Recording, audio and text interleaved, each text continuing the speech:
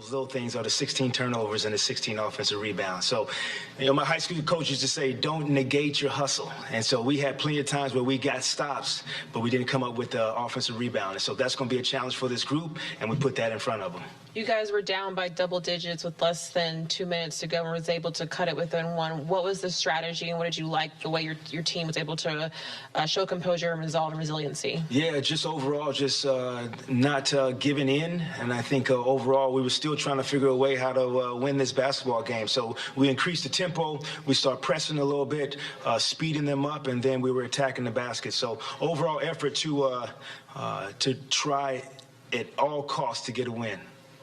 Coach, Cam became the youngest player in NBA history to score 40 in 3 straight games. Just what has it been like to watch him kind of assume this scoring load and really just showcase his abilities to the fullest capacity with Kyrie out, obviously? Yes, it's great to see, and you got to think about the circumstances that is happening too. There's the increase in minutes, so that means on his off days and the days when he wasn't in the lineup, he was preparing his body mentally and physically to be able to play, almost 40 minutes 3 nights in a row, and to be able to take the contact and shoot 20 free throws tonight. And so it's great that he's getting to show what he's capable of doing. I don't think he's ever get to a position where he doubted himself. I think for us as a group and organization, never doubted him. He's taking full advantage of the opportunity and producing. Jacque, I got 2 for you. I mean, second night of a back-to-back, shorthanded. Did you think fatigue hurt you guys at all at any point, especially in that second half when they start to pull away?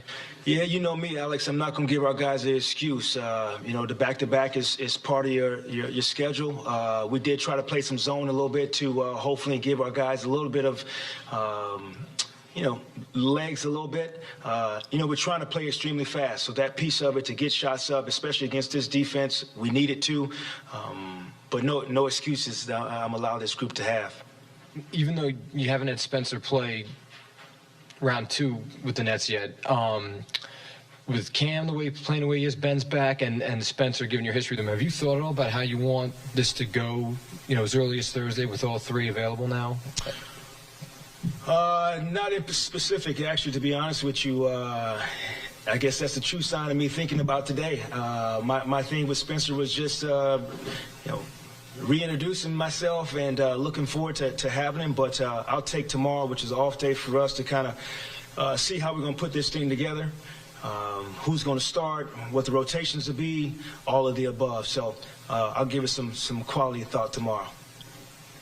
Following up somewhat on that, what did you make of Ben's performance? And then when you have Spencer coming in, whenever that is, do you view him playing more on the ball and Ben playing a little bit more off the ball as you experimented with times over the last, month? Yeah, Brian, that was a part of my conversation with Spencer, just kind of seeing how we can,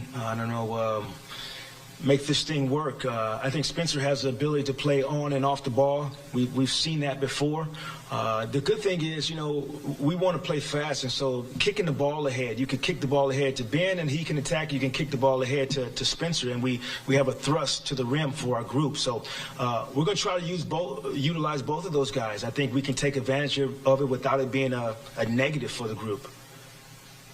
Going back to Cam, and I know you guys have said it, that he's been showing you guys this before, and he's even said that he's been ready for moments like this. But when you have a guy step up to the free throw line and attempt 20 of your 31 and you go 18 of 20, what type of confidence at that point has he shown you, and has he surprised you just throughout these last couple of games of how that's grown? Yeah, I mean, that's something that Cam did coming out of college, his ability to get to the rim and force you to foul him, because he's strong and he has the ability to make moves off the bounce and get you to react to him. And he's done a great job of doing 2 things. First of all, he's shooting more threes, which we talked about, which is great. He's being rewarded for that. And then the ability to rise you up on the 3 and then get by you and get downhill, he's been rewarded for that because he's getting to the free throw line. We've seen it in Summer League before at a high level, him making free throws, and now he's doing it at the right time on the right stage. Coach, how do you strike the balance between obviously saying no excuses, we have to crash the glass, take care of the ball, but also playing shorthanded and having inspiring performances, right? Yeah. between demanding more but also giving credit to the way you guys have played? Yeah, without a doubt. I'm consistent, but with an open mind. So I totally agree with that. So the part of the what I talked to the guys about was appreciating what they gave us, but the expectations remain the same. So it's a comma instead of a period. So unfortunately for the group, I'm going to continue to push them. That's my job to do that and want more from them. And hopefully that gets to a point where they want more from themselves. I think they were disappointed in the fact that we did give up 16 offensive rebounds. And that's what you want them to feel, because we did have some quality possessions where we got stops. Cam was obviously in and out of the rotation earlier this year. Is a 3-game stretch like this enough for, in your eyes, for him to be, a fixture in the rotation moving forward? Yeah, it's a great question. I think, if he has definitely opened a lot of eyes. What the rotations look like going forward, we'll see when we get everyone. But he is a guy, like I said, from the beginning, we have not waned in our belief in what Cam can do in helping us win. And so when we get our full rosters together, we'll put the pieces together and see where he fits in that rotation. Thank you. Okay, guys.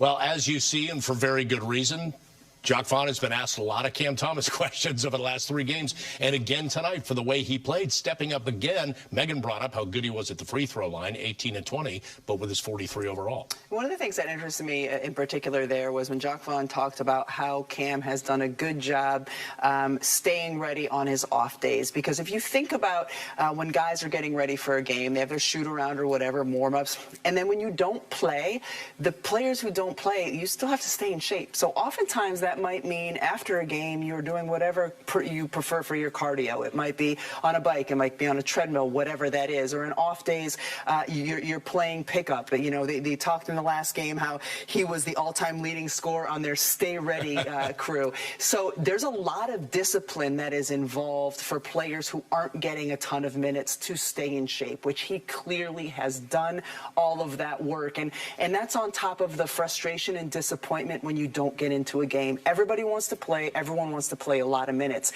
And when you're a guy who feels like you should be playing those minutes and you're not, it is hard. It is hard to continue to prepare yourself for that moment when you get your chance. And he certainly has done that, and it's paid off for him. I want to bring up one other thing because Jacque Vaughn brought it up. This team lost by 4 tonight. They also had the 16 offensive rebounds that they allowed and the points on turnovers, 26 of them. That despite, and you lose by 4. I mean, that to me says if a few different things broke differently, they could have won this game. And all controllables, controllables. And some of the offensive rebounds, maybe not, because Ayton's just a big, strong force, and he's, not always going to be able to be boxed out. But in terms of taking care of the basketball, we saw a little bit earlier, there was a lot of self-inflicted wounds in terms of those turnovers. So, yeah, it's just a few of those things that you have to